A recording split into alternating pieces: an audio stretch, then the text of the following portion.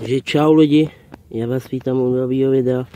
A dneska to bude srovnání petard Dumum Pirát versus klasický Pirát. Tyhle ty petardy se řadí do kategorie F2, takže člověk od 18 let. Firma vyrábí oboje klásek.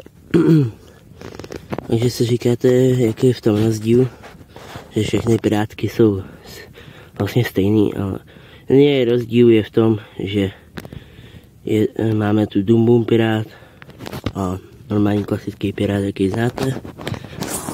Dumum Pirát v těch je 50 kusů, no a tady v těch klasických 100 kusů.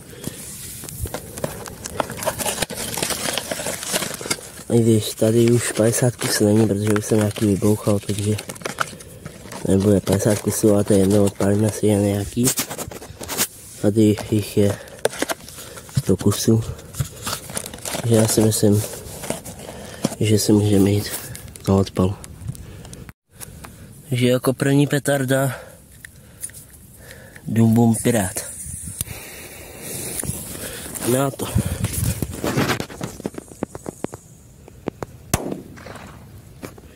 No, Dumum Pirát ráno docela silná. Takže jako další klasický Pirát od klásku. Takže na to.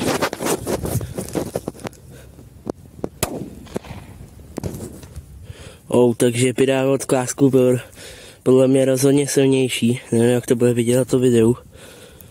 Takže Pirát od klásku klasický, no, silnější než Dumum Pirát od klásku. Jako další si dáme dvě na jedno, jeden Dumum Pirát, jeden klasický Pirát. Jo, podařilo se mi, dva na jednou.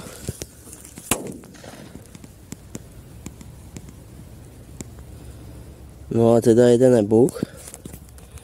Se tam jdem podívat.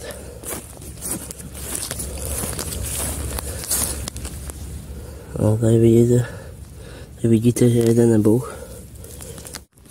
Takže tady máme sluníčko ze dvou Dumum Pirát a dvou klasických Pirátů. Ať se zapálí všechny.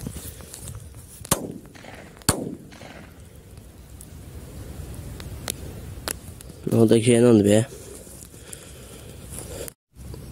Takže zase bouchly jenom dva, ale ten je Dumum Pirát jenom.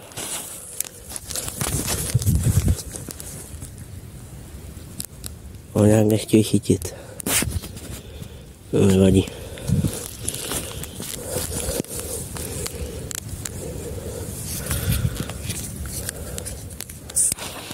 Ještě jednou. Tentokrát už se to povedlo.